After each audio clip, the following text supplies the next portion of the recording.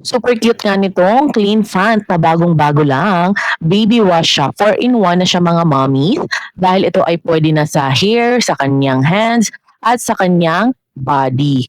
Plus, pwede rin sa face ni baby. O, di ba? 4-in-1 na siya at hindi siya masakit sa mata if ever man mapasok sa mata ng ating mga baby yan.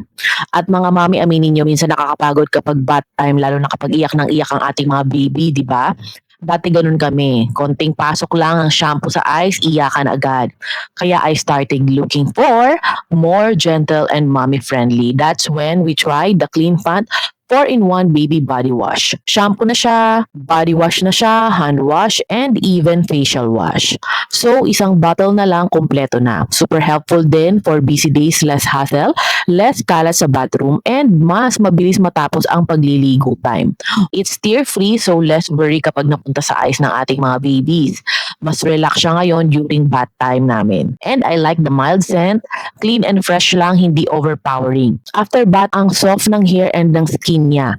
Parang ang sarap laging ihag.